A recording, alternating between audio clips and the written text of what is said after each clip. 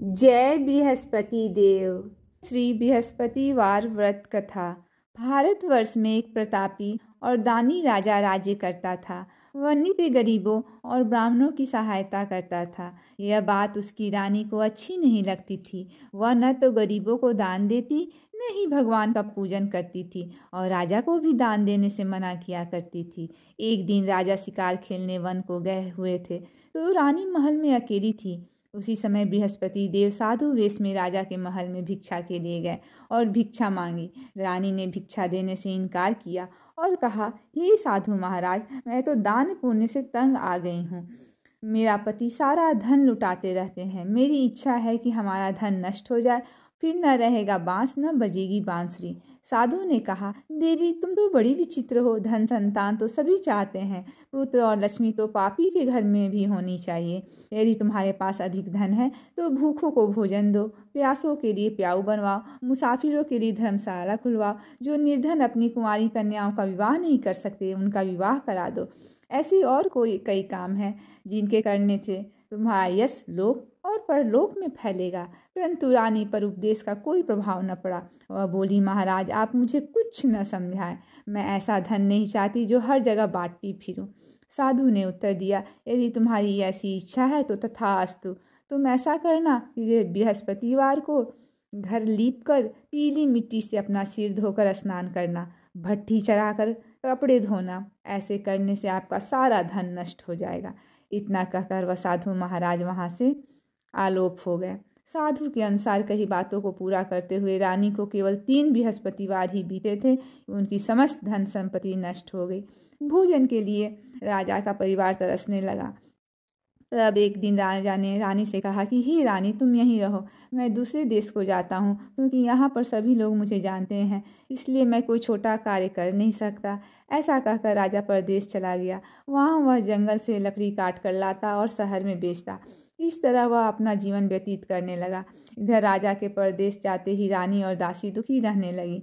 एक बार जब रानी और दासी को 7 दिन तक बिना भोजन के रहना पड़ा तो रानी ने अपनी दासी से कहा, हे दासी, पास ही के नगर में मेरी बहन रहती है, वो बड़ी धनवान है, तो उसके पास जाकर कुछ ले आ ताकि थोड़ी बहुत गुजर बसर हो जाए। दासी रानी की बहन के पास गई। उस दिन गुरुवार था और रानी की बहन उस समय बृहस्पतिवार व्रत कथा सुन रही थी। दासी ने रानी की बहन को अपनी रानी का संदेश दिया, लेकिन रानी की बड़ी बहन ने कोई उत्तर नहीं दिया। जब दासी को रानी की बहन से कोई उत्तर नहीं मिला तो वह बहुत दुखी हुई और उसे क्रोध भी आया। दासी ने वापस आकर रानी को सारी बात बता दी। सुनकर रानी को अपने भाग्य को कोसा। उधर रानी की बहन ने सोचा कि मेरी बहन की दासी आई थी, परंतु मैं उससे नहीं बोली, इससे वह बहुत दुखी हुई होगी। कथा सुनकर और पूजन समाप्त कर वह अपनी बहन के घर आई और कहने लगी, हे बहन, मैं बृहस्पतिवार का व्रत कर रही थी। तुम्हारी दासी मेरे घर आई थी, परंतु जब तक कथा होती है तब तक न तो उठते हैं और न ही बोलते हैं, इसीलिए मैं नहीं बोली। कहो दासी, क्यों गई थी? रानी बोली, बहन तुमसे क्या छिपाऊं, हमारे घर में खाने तक को अनाज नहीं है। ऐसा कहते कहते रानी की आंखें भर आईं। उसने दासी समेत पिछले 7 दिनों से भूखे रहने तक की बात अपनी बहन को विस्तार पूर्वक सुना दी। रानी की बहन बोली, देखो बहन, भगवान बृहस्पति देव सबकी मनोकामना को पूर्ण करते हैं। देखो, शायद तुम्हारे घर में अनाज रखा हो। पहले तो रानी को विश्वास नहीं हुआ, पर बहन के आग्रह करने पर उसने अपनी दासी को अंदर भेजा तो उसे सचमुच अनाज से भरा एक घड़ा मिला। यह देखकर दासी को बड़ी हैरानी हुई। दासी रानी से कहने लगी, हे रानी, जब हमको भोजन नहीं मिलता तो हम व्रत ही तो करते हैं, इसलिए क्यों न इनसे व्रत और कथा की विधि पूछ ली जाए ताकि हम भी व्रत कर सकें। तब रानी ने अपनी बहन के बृहस्पतिवार व्रत के बारे में पूछा। उसकी बहन ने बताया, बृहस्पतिवार ये व्रत में चने की दाल और मुनक्का से विष्णु भगवान का केले की जड़ में पूजन करें तथा दीपक जलाएं, व्रत कथा सुनें और पीला भोजन ही करें। इससे बृहस्पति देव प्रसन्न होते हैं। व्रत और पूजन विधि बताकर रानी की बहन अपने घर को लौट आई। 7 दिन के बाद जब गुरुवार आया तो रानी और दासी ने व्रत रखा। घुड़साल में जाकर चना और गुड़ लेकर आई, फिर उससे केले की जड़ तथा विष्णु भगवान का पूजन किया। अब पीला भोजन कहाँ से आया, इस बात को लेकर दोनों बहुत दुखी थे। चूँकि उन्होंने व्रत रखा था इसलिए बृहस्पति देव उनसे प्रसन्न थे, इसलिए वे एक साधारण व्यक्ति का रूप धारण कर 2 थालों में सुंदर पीला भोजन दासी को दे गए। भोजन पाकर दासी प्रसन्न हुई और फिर रानी के साथ मिलकर भोजन ग्रहण किया।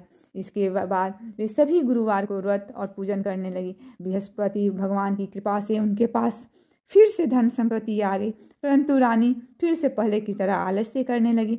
तब दासी बोली, देखो रानी, तुम पहले भी इस प्रकार आलस करती थी, तुम्हें धन रखने में कष्ट होता था, इस कारण सभी धन नष्ट हो गया, और जब भगवान बृहस्पति की कृपा से धन मिला है तो तुम्हें फिर से आलस्य होता है। रानी को समझाते हुए दासी कहती हैं कि बड़ी मुसीबतों के बाद हमने यह धन पाया है, इसलिए हमें दान पुण्य करना चाहिए, भूखे मनुष्य को भोजन कराना चाहिए और धन को शुभ कार्यों में खर्चा करना चाहिए, जिससे तुम्हारे कुल का यश बढ़ेगा, स्वर्ग की प्राप्ति होगी और पितर प्रसन्न होंगे। दासी की बात मानकर रानी अपनी धन शुभ कार्यों में खर्च करने लगी, जिससे पूरे नगर में उसका यश फैलने लगा। एक दिन राजा दुखी होकर जंगल में एक पेड़ के नीचे आसन जमाकर बैठ गया। वह अपनी दशा को याद करके व्याकुल होने लगा। बृहस्पतिवार का दिन था। एकाएक उसने देखा कि निर्जन वन में एक साधु प्रकट हुए। वह साधु वेश में स्वयं बृहस्पति देवता थे। लकड़हारे के सामने जाकर बोले, हे लकड़हारे, इस सुनसान जंगल में तू चिंतामग्न क्यों बैठा है? लकड़हारे ने दोनों हाथ जोड़कर प्रणाम किया और उत्तर दिया, महात्मा जी, आप सब कुछ जानते हैं, मैं क्या कहूँ। यह कहकर रोने लगा और साधु को अपनी आत्मकथा सुनाई। महात्मा जी ने कहा, तुम्हारी स्त्री ने बृहस्पति के दिन बृहस्पति भगवान का निरादर किया है, जिसके कारण रुष्ट होकर उन्होंने तुम्हारी यह दशा कर दी है। अब तुम चिंता को दूर करके मेरे कहने पर चलो तो तुम्हारे सब कष्ट दूर हो जाएंगे और भगवान पहले से भी अधिक संपत्ति दे देंगे। तुम बृहस्पतिवार के दिन कथा किया करो, 2 पैसे के चने मुनक्का लाकर उनका प्रसाद बनाओ और शुद्ध जल से लोटे में शक्कर मिलाकर अमृत तैयार करो। कथा के पश्चात अपने सारे परिवार और सुनने वाले प्रेमियों में अमृत व प्रसाद बांटकर आप भी ग्रहण करो। ऐसा करने से भगवान तुम्हारी सब मनोकामनाएं पूर्ण कर देंगे। साधु के ऐसे वचन सुनकर लकड़हारा बोला, हे प्रभु, मुझे लकड़ी बेचकर इतना पैसा नहीं मिलता जिससे भोजन के उपरांत कुछ बचा सकूं। मैंने रात्रि में अपनी स्त्री को व्याकुल देखा है, मेरे पास कुछ भी नहीं जिससे मैं उसकी खबर मंगा सकूं। साधु ने कहा, हे लकड़हारे, तुम किस बात की चिंता मत किया करो। बृहस्पति के दिन तुम रोजाना की तरह लकड़ियाँ लेकर शहर को जाओ, तुमको रोज से दुगुना धन प्राप्त होगा, जिससे तुम भली भांति भोजन कर लोगे तथा बृहस्पति देव की पूजा का सामान भी आ जाएगा। इतना कहकर साधु अंतर ध्यान हो गए। धीरे धीरे समय व्यतीत होने लगा पर फिर वही बृहस्पतिवार का दिन आ गया। लकड़हारा जंगल में लकड़ी काटकर किसी शहर में बेचने गया। उसे उस दिन और दिन से अधिक पैसा मिला। राजा ने गुड़ चना आदि ले आकर गुरुवार का व्रत किया। उस दिन से उसके सभी क्लेश दूर हुए, परंतु जब दोबारा गुरुवार का दिन आया तो बृहस्पति का वार का व्रत करना ही भूल गया। इस कारण बृहस्पति भगवान नाराज हो गए। उस दिन उस नगर के राजा ने विशाल यज्ञ का आयोजन किया तथा शहर में यह घोषणा करा दी कि कोई भी मनुष्य अपने घर में भोजन न बनावे, न आग जलावे, समस्त जनता मेरे यहाँ भोजन करने आवे। इस आज्ञा को जो न मानेगा उसे फांसी की सजा दी जाएगी। इस तरह की घोषणा संपूर्ण नगर में करवा दी गई। राजा की आज्ञा अनुसार शहर के सभी लोग भोजन करने गए, लेकिन लकड़हारा कुछ देर से पहुंचा, इसलिए राजा को अपने साथ घर लिवा ले आया और ले जाकर भोजन करा रहे थे तो रानी की दृष्टि उस खूंटी पर पड़ी जिस पर उसका हार लटका हुआ था। वह वहाँ पर दिखाई नहीं दिया। रानी ने निश्चय किया कि मेरा हार इस मनुष्य ने, लकड़हारे ने ही चुरा लिया है। उसी समय सिपाहियों को बुलाकर उसको कारागार में डलवा दिया। जब लकड़हारा कारागार में पड़ गया और बहुत दुखी होकर विचार करने लगा, न जाने कौन से पूर्व जन्म के कर्म में मुझे यह दुख प्राप्त हुआ है, और उसी साधु को याद करने लगा कि जंगल में जो मिला था। उसी समय तत्काल बृहस्पति देव साधु के रूप में प्रकट हुए और उसकी दशा को देखकर कहने लगे, अरे मूर्ख, तूने बृहस्पति देव की कथा नहीं करी, इस कारण तुझे दुख प्राप्त हुआ है। अब चिंता मत कर, बृहस्पतिवार के दिन कारागार के दरवाजे पर 4 पैसे पड़े मिलेंगे, उनसे तू बृहस्पति देव की पूजा करना, तेरे सभी कष्ट दूर हो जाएंगे। बृहस्पति के दिन उसे 4 पैसे मिले। लकड़हारे ने कथा कही। उसी रात्रि को बृहस्पति देव ने उस नगर के राजा को स्वप्न में कहा, हे राजा, तुमने जिस आदमी को कारागार में बंद कर दिया वह निर्दोष है, वह राजा है, उसे छोड़ देना। रानी की हार उसी खूंटी पर लटका है। अगर तू ऐसा नहीं करेगा तो मैं तेरे राज्य को नष्ट कर दूंगा। इस तरह रात्रि के स्वप्न को देखकर राजा प्रातःकाल उठा और खूंटी पर हार देखकर लकड़हारे को बुलाकर क्षमा मांगी तथा लकड़हारे को योग्य सुंदर वस्त्र आभूषण देकर विदा कर दिया। बृहस्पति देव की आज्ञा अनुसार लकड़हारा अपने नगर को चल दिया। राजा जब अपने नगर के निकट पहुंचा तो उसे बड़ा आश्चर्य हुआ। नगर में पहले से अधिक बाग, तालाब, कुएं, धर्मशाला, मंदिर आदि बन गई है।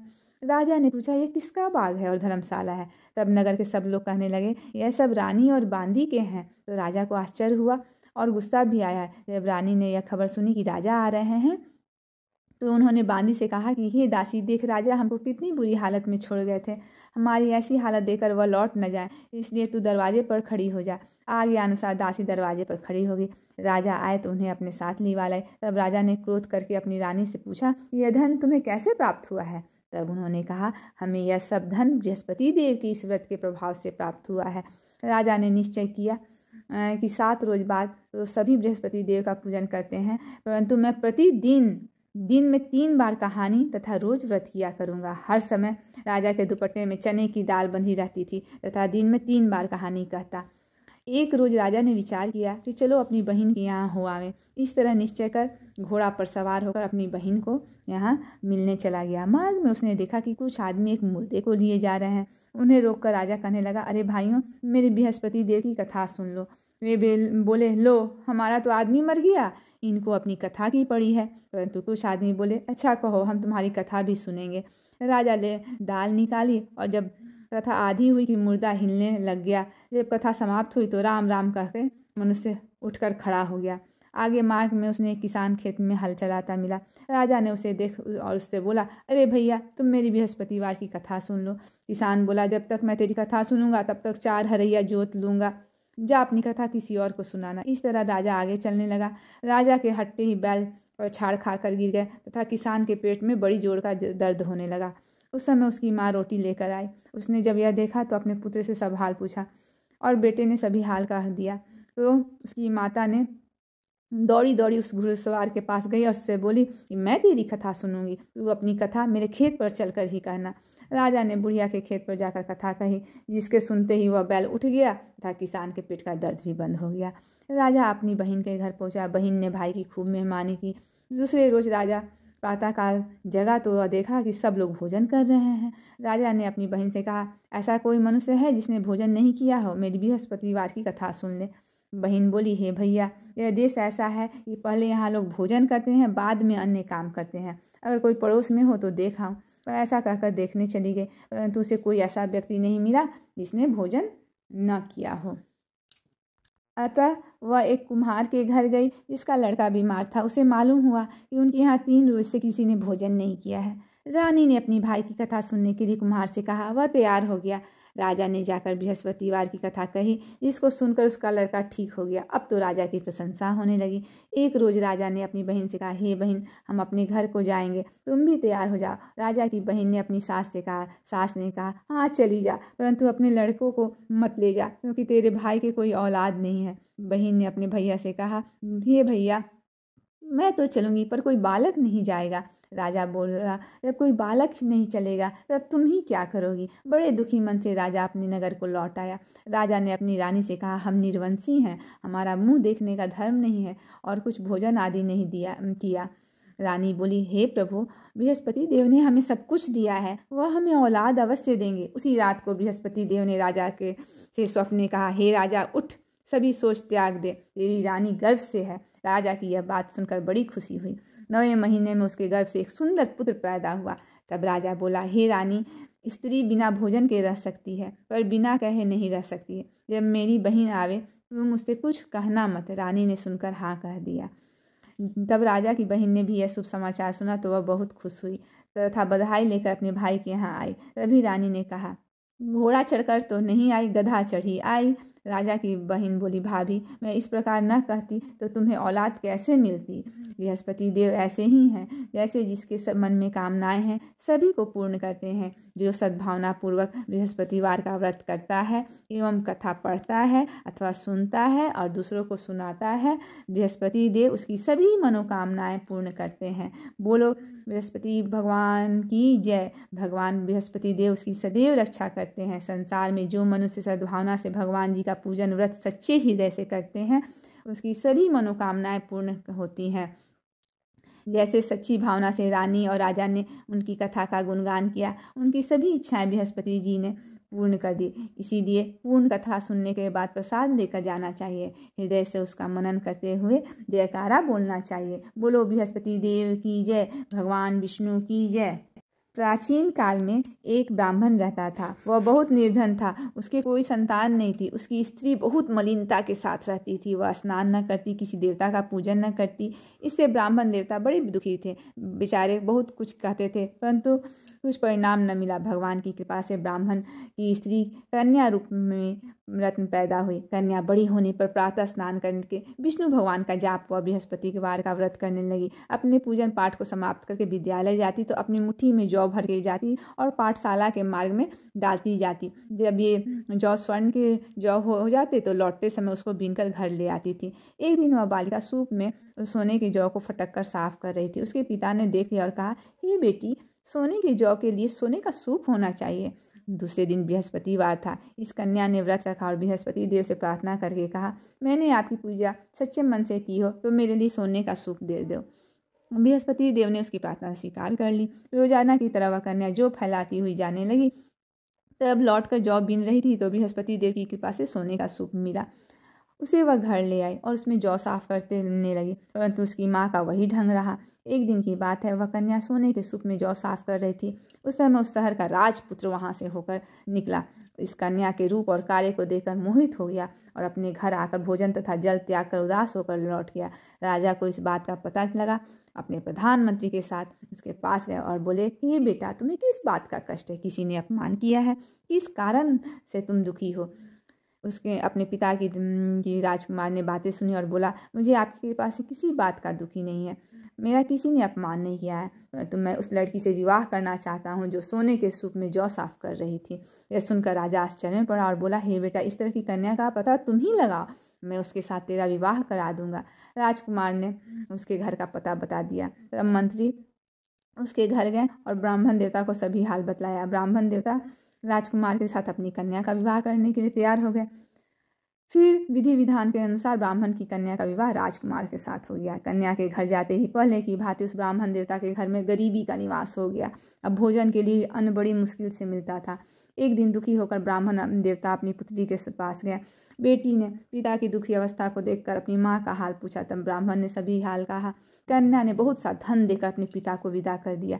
इस तरह ब्राह्मण का कुछ समय सुखपूर्वक व्यतीत हुआ।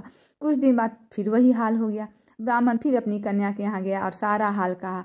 तो वह बोली, हे पिताजी, आप माता जी को यहाँ ले आओ, मैं उसे विधि बता दूंगी जिससे गरीबी दूर हो जाएगी। वह ब्राह्मण देवता अपनी स्त्री को साथ लेकर पहुँचे तो अपनी माँ को समझाने लगी, हे माँ, तुम प्रातःकाल प्रथम स्नान आदि करके विष्णु भगवान का पूजा करो तो सब दरिद्रता दूर हो जाएगी। परंतु उसकी माँ ने एक बात नहीं मानी। प्रातःकाल उठकर अपनी पुत्री के बच्चे को वो जो जूठन था वह खा ली। इससे उसकी पुत्री को भी बहुत गुस्सा आया और एक रात को कोठरी में सभी सामान निकाल लिया और अपनी माँ को उसमें बंद कर दिया। प्रातःकाल उसे निकाला, स्नान आदि करा के पाठ करवाया तो उसकी माँ की बुद्धि ठीक हो गई और प्रत्येक बृहस्पतिवार को व्रत करने लगी। इस व्रत के प्रभाव से उसके माँ बाप भी धनवान और पुत्रवान हो गए और बृहस्पति जी के प्रभाव से इस लोक के सुख भोग कर स्वर्ग को प्राप्त हुए। अंत में आरती जरूर करनी चाहिए बृहस्पति देव की। ओम जय बृहस्पति देवा, जय बृहस्पति देवा, छिन छिन भोग लगाऊं, छिन छिन भोग लगाऊं, कदली फल मेवा। ओम जय बृहस्पति देवा, तुम पूरन परमात्मा, तुम अंतर्यामी, जगत पिता जगदीश्वर, तुम सबकी स्वामी। ओम जय बृहस्पति देवा, चरणामृत निज निर्मल, सब पातक हरता, सकल मनोरथ दायक, कृपा करो भरता। ओम जय बृहस्पति देवा, तन मन धन अर्पण कर, जो जन शरण पड़े, प्रभु प्रकट तब आकर, होकर द्वारे। ओम जय बृहस्पति देवा, दीन दयाल दयानिधि, भक्तन हितकारी, पाप दोष सब हरता, भव बंधन हारी। ओम जय बृहस्पति देवा, सकल मनोरथ दायक, सब संशय तारो, विषय विकार मिटाओ, संतन सुखकारी। ओम जय बृहस्पति देवा, जय बृहस्पति देवा।